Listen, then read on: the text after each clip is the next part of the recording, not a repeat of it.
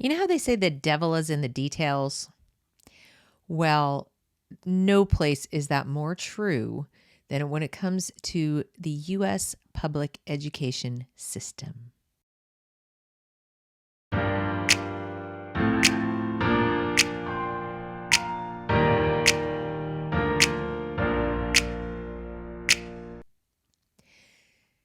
Yesterday, I gave you my opinion on the recent announcement that Secretary of Education Cardona had, according to many articles in the press, pulled back from or retreated from his position that he was going to mandate that or require, I think the word was require, that schools use critical race theory in their civics curriculum in order to win grants from the new Civics Secures Democracy Act when it finally passes completely. Okay. In my opinion video, I said I didn't think it was a victory. I didn't think it was worth applauding just yet. Now, yesterday I said I suspect there's more going on here. He didn't lift some mandate because you can't have a mandate, as I'm going to show you here.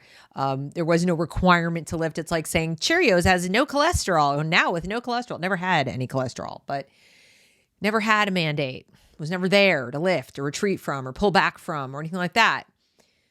What was there originally was the mention of Ibram X. Kendi and the 1619 Project, specifically as examples of materials that could be used when, implementing programs for securing democracy with civics or whatever. They mentioned them as examples of things they'd like to see. Somehow, people got it into their head that meant they were required, which doesn't make any sense because the federal government, as I said in my video, cannot require or dictate any specific curriculum material. We do not have a national curriculum, nor are we permitted to have one. That's unconstitutional. So they can send a signal, this is the kind of stuff we'd like to see, but that's all they can do. So I wouldn't have said anything. I would have said, wait a minute. They're making an announcement that has really, that has removed these names.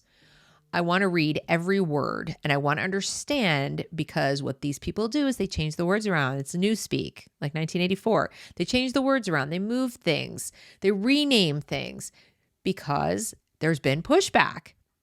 They don't change their priorities. They don't give up on things they're committed to. We just heard in the last 2 weeks how thoroughly committed the teachers unions are to CRT in every district. Did we not? Did we not hear about that? Every district. They went full throttle on it. We know the teachers unions are in close communication with agencies like the CDC. We know they're super tight with the Biden administration. They come over for tea all the time. I mean, we've seen the pictures. So the likelihood that Secretary Cardona, who's very political, oh, and by the way, pro-CRT, was very pro-CRT and ethnic studies in Connecticut where he was before, the likelihood he just said, we'll just table that for now after it's been announced to be a major priority of our most major donors is nil. Hopefully this is a learning experience that next time anything comes out of the Department of Education or even a state board of education or a school board or anything that looks or sounds the smallest bit conciliatory, before celebrating, get together, read every single word, be cynical, question it, look at how they might have changed the vocabulary, and then make a decision. Do we go back now and explain to the public how this is just a distraction, a deflection, a reframing? Or do we sit on it and say nothing and let them stew and wonder what we're up to, and then quietly strategize about how we're going to undermine what they're still doing? That's probably what I would have done, because these guys are sneaky but predictable. So they're sneaky in how they go about doing things when it comes to parents, because they know parents don't really understand how a lot of this stuff works. And they know that even lawmakers don't, because they're not all from the education background, and they're definitely not all former union employees, and they're not all former school board members. And this stuff is arcane. It's taken me a long time to figure out what I know, and I spend a lot more time doing it than you do, and I still don't know everything, and I'm going to tell you today how many things I still don't really completely know, or we can't know yet because it hasn't happened yet, but things I want you to pay attention to and stay on top of. And this goes for the activists out there. If you're watching, please do this, okay? So you've got to hold back. You got to hold back because they're predictable. They will lie, they will reframe, and they will deflect because they want to distract you. As I said in my last video, what have we been very successful at? What should we be really excited about? The fact that they cannot make their narrative stick. They cannot make it stick, try as they might. They cannot persuade people that the only people opposed to critical race theory are right-wing extremists.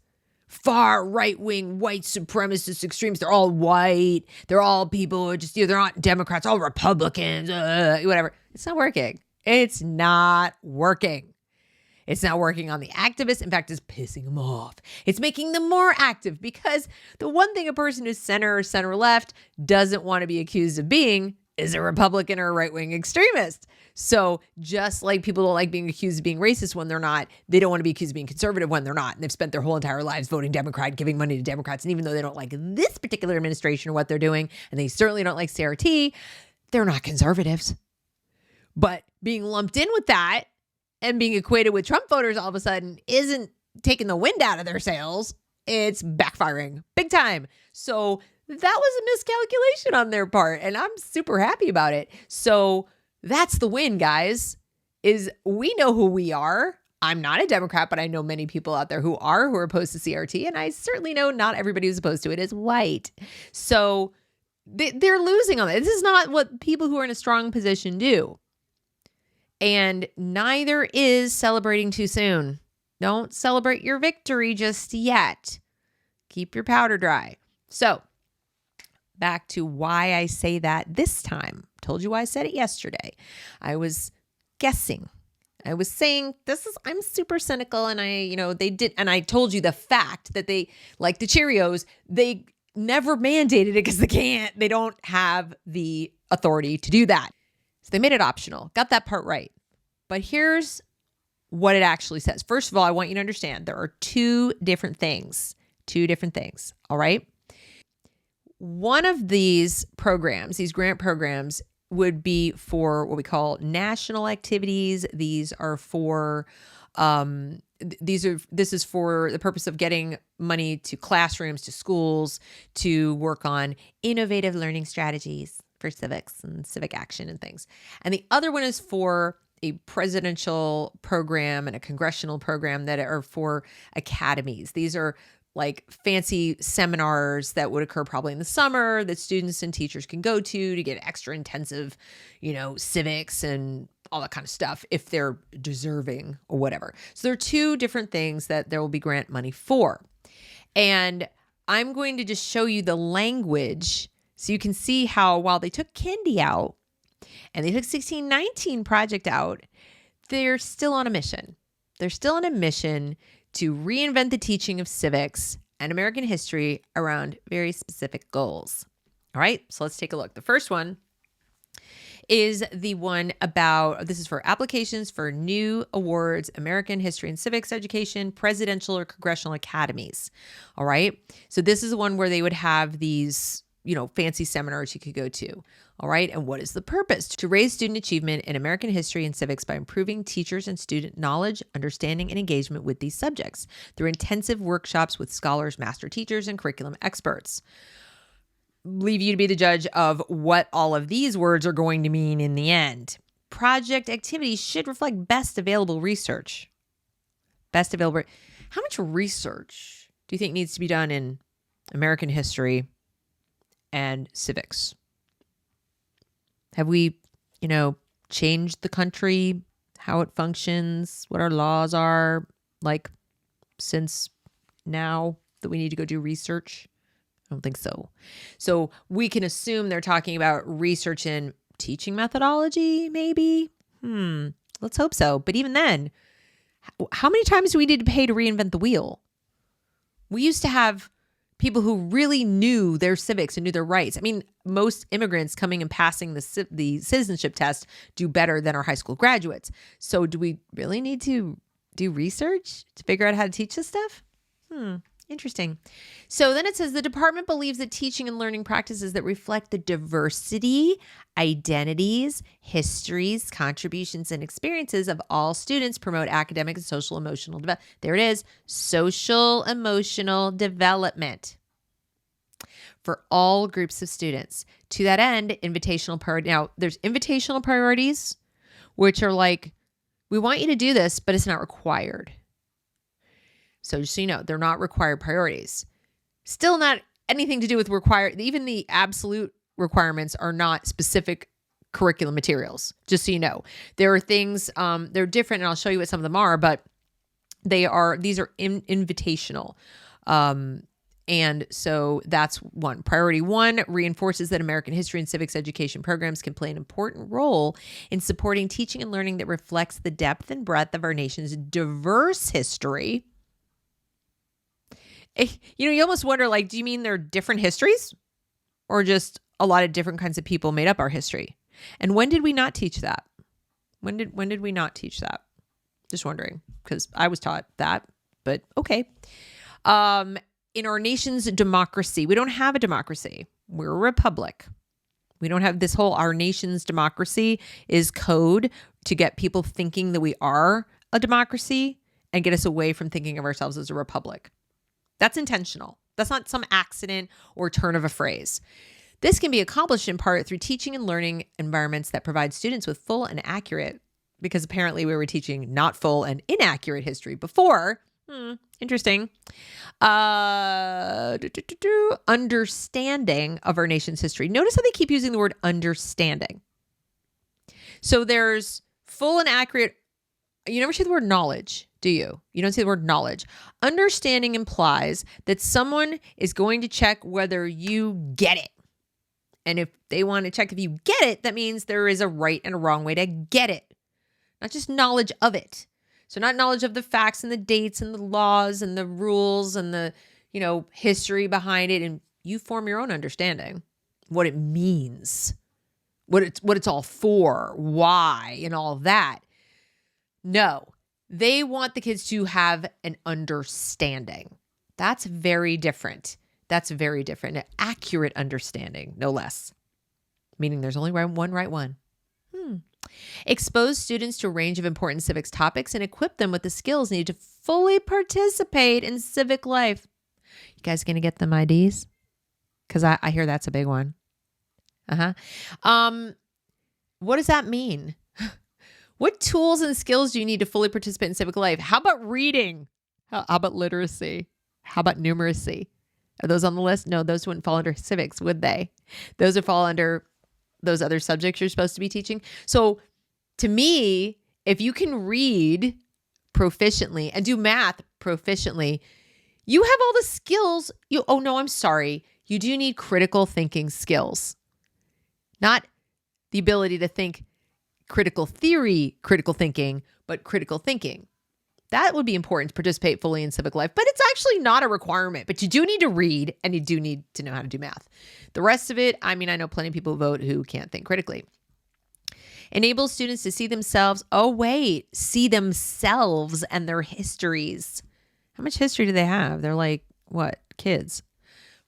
So they're talking about histories of people who look like them, is what they're saying.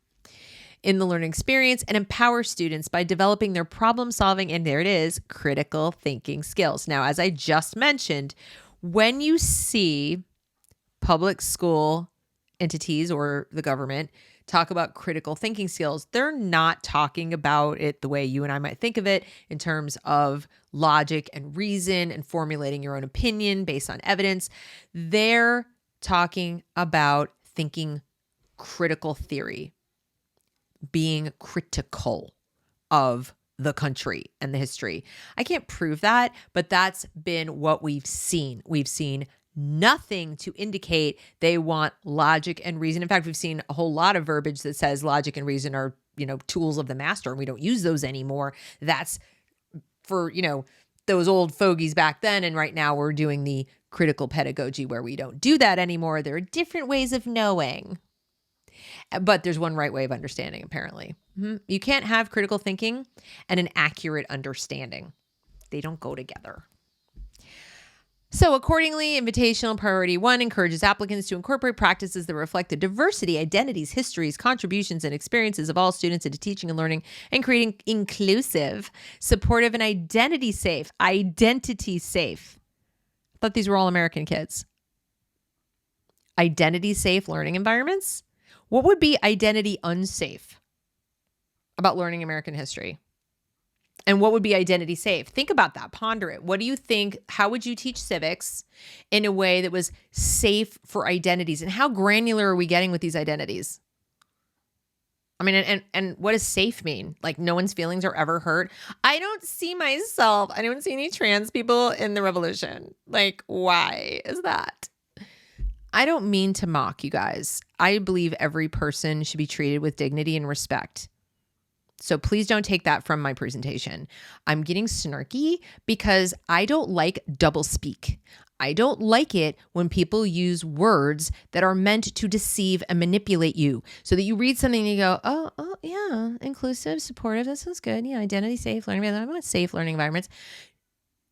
I hope you've learned so far through my videos and just this year in general that you have to parse this stuff. It's coded language.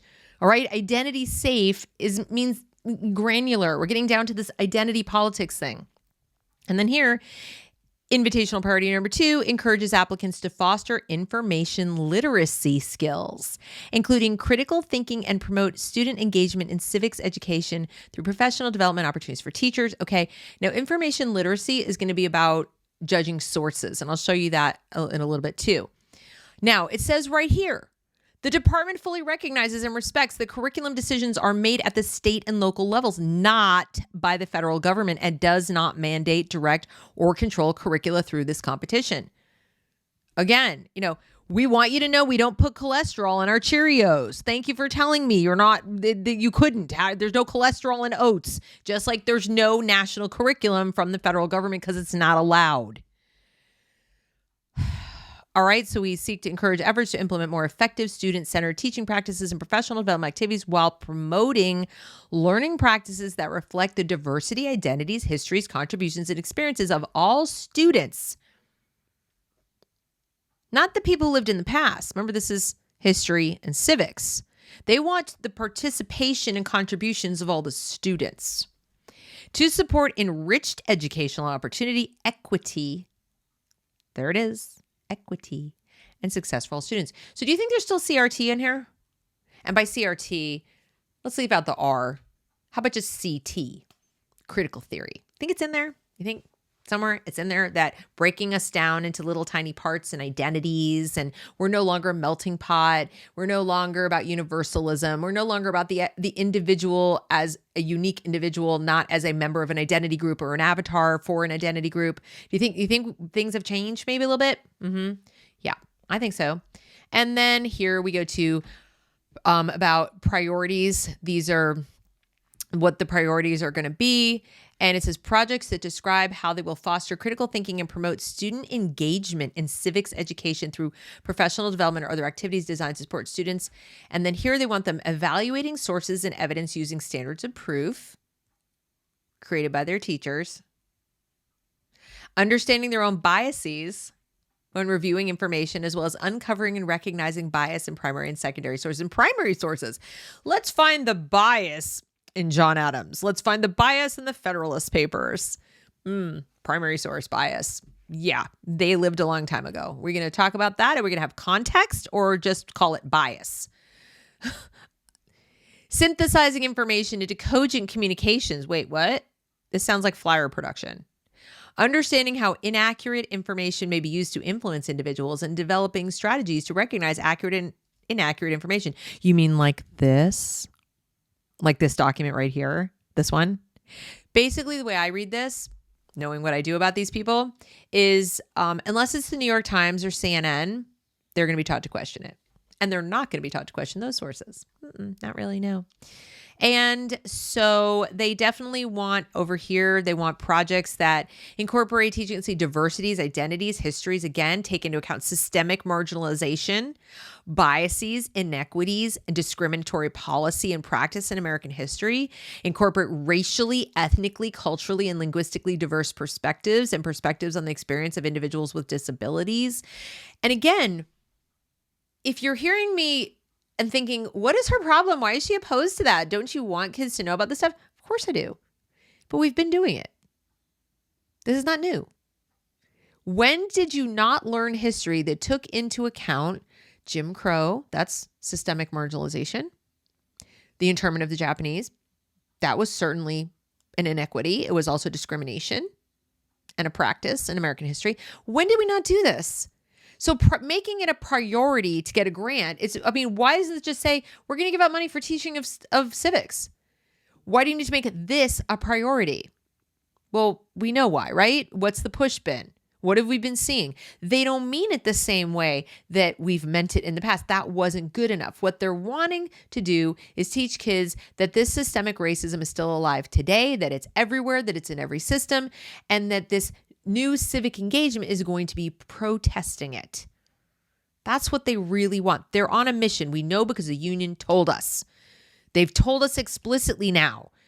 If they think they're going to hide this, that's why I'm making this video. They want you to back off. They want you to feel reassured because Kendi's name isn't in here. Don't fall for it. Encourage students to critically analyze the diverse perspectives and historical and contemporary media and its impacts. There are so many ways to read that sentence, most of them not good. Okay, so this is a lot of doublespeak and double talk, and I'll put the links to these documents. You can read for yourself. That's just one of two. That's the one about the academies. Now let's go look at the one that is for the classroom stuff. And what you're going to see, I'm not going to read it in as much detail except to point out where it's similar verbiage, but I do want you to see innovative. I put it in pink on purpose. Innovative. And then hands-on civic engagement activities. I'll ask again, why so much innovation? Do you really think that kids didn't know their history and their civics and their rights because we were teaching it in a wrong way? Like all these years of teaching and we just didn't know how to do it. We need some new innovative ways to do it. Or do you think this is a signal that they want new, like literally new material? Okay. That's how I read it. Again, why use the word innovative over and over? Why not just say, hey guys, we want to make sure you get the job done. It's not getting done. So get the job done. Here's some money to get it done specifically. We want to reward this kind of engagement, this kind of specific thing. But why hands-on? What is hands-on civic engagement? Civic engagement, not volunteer opportunities, not service, civic. Civic engagement involves voting and protesting, voicing your opinion, writing letters to the editor, things like that. I'm not saying kids shouldn't do it. I'm saying I'm not sure I feel real comfortable with them doing it at the direction of their teachers. That gives me heebie-jeebies, especially lately. Maybe in the past I might not have felt that way, but I know what's been going on. All right, then let's see. I want you to understand that because the department has not yet issued final priorities, they're using these proposed priorities as invitational priorities. When it becomes law, when it is finalized, these will be priorities and they may even go to competitive priorities. So right now they're just invitational because they haven't passed them through as written. And again, as written is nowhere is required to do specific materials. But if they get passed through as they're currently written, even removing Kendi and 1619, they can make these things about racially this and and inclusive that and hands-on activities. They can make those competitive priorities or absolute priorities. Currently they're invitational, but that's merely because of when this is falling in the fiscal year. They can only do this for what's left of fiscal 2021, and they got to go with what's already written, not what they're proposing. So again, with enable students to see themselves and their histories and the learning experience, whatever, as if the kids know what their histories are all the time. Right? I mean, I had to do my DNA and then follow my grandparents and my great-grandparents back and so forth and so on. And I have to tell you, I managed to learn American history and civics without knowing the specific history of how the Eastern European Jews came to America and assimilated and what they did, whatever. And somehow I still was taught how my country worked, what my rights were, how to be civically engaged when I was an adult and ready to do that, and how to love my country and preserve my freedom without any of that. Didn't have to see my great-grandparents in that material. I didn't feel left out. I didn't look at it and go, who's me? Nope, didn't at all. Didn't even faze me that there weren't a ton of women, because you see, I learned context, and that at the time, women did different things. Women made contributions. They just did not necessarily get documented on paper quite the same way or get drafted into law. So, I mean, I love reading about Abigail Adams when I went to college, but I didn't feel slighted as a female that I didn't spend an exorbitant amount of time learning about her life and times in elementary school. So, and again, what the department fully recognizes that the state has the right to make curriculum. All right. And this is where, again, with the invitational priorities, projects that incorporate racially, ethnically, culturally diverse, as you can see, it's the same. All right. Again, with the innovative, that is an absolute priority, is that it be innovative, that it be new. It is an absolute priority as of right now that these be innovative. They be different than what we've used before. What do you think that's going to do? What do you think is going to come out of something where they're required to innovate the teaching of civics? Or history, for that matter. Innovative invitational priority number 2, information literacy, again with the understanding the biases, uncovering and recognizing bias, again with the understanding, not knowledge, understanding. And again, they mean different things. And then evidence-based. Now, I am told that this WWC handbook, the What Works Clearinghouse, requires data and requires statistics and all this. But if you read through, and again, I'm going to link to this, if you read through all the different kinds of evidence-based strategies that it has to be, you'll notice it's pretty broad. There's lots of them. Okay, here's one. Logic model, also referred to as theory of action, means a framework that identifies key project components of the proposed project, i.e. the active ingredients that are hypothesized to be critical to achieving the relevant outcomes, and describes the theoretical and operational relationships among the key project components and relevant outcomes. That's one model of evidence-based. Now, again, I'm told that they actually do in the clearinghouse give, they should have this kind of statistical model and this kind of evidence. Are you going to go check that the grant recipients have that? No? Okay. But, they're there. They supposedly matter. You can trust these people to do it, to make sure they're really evidence-based. And what if evidence-based just means I'm gathering evidence through the use of this innovative tool, and then I'll document it, and then in subsequent years when I want to re-win my grant to continue the project, I will show you my evidence. But right now the kids are lab rats, because that's true too. So I hope in this video, even though I've repeated myself a bunch of times and I get criticized for that, and I'm sorry, but I don't know how many times it takes to make the point. I hope you understand why I don't think it's a big victory, why you need to stay on this, and why it is so, so important for you to participate in this process. How do we do that, Deb? How do we participate? Here's how. There's going to be a peer review process of these grant applications. You or someone you know who's got the qualifications for it can apply to be one of the peer reviewers. Now imagine we got 20 or 30 peer reviewers of these grant proposals who were opposed to CRT and opposed to some of the stuff. So you could read through, and when they say, I'm going to use Max Kendi, and I'm going to use this, 1619, whatever, you can put them to the bottom of the pile. Wouldn't that be great? So I'm going to put the link to the information about applying to be part of the peer review process.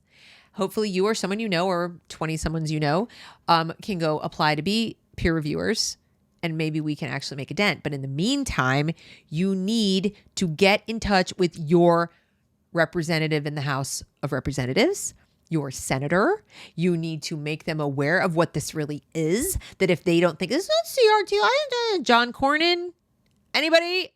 And you need to make them very aware that this is a way to funnel money into innovative ways to teach history and civics, probably action civics, in this fiscal year that will then, once these things get passed, if they're not woken up by you, will become a little more overt, a little more required. Again, not naming names or specific criteria as far as what curriculum to use, but how to do it with all this racial relevance and all this stuff, which I think we all know by now is CRT, just disguised. So if you found this useful, please share it with others. Please get this video out. Please help other people understand the way they are trying to fool you and calm you down and have you think this is all about learning American history. And subscribe to the channel, like the video, comment on the video, all that good stuff. Okay. Please consider joining my locals community where we get even more in detail about the stuff. You can ask me more questions about your district and so forth, but it is not as simple as what you read in the news.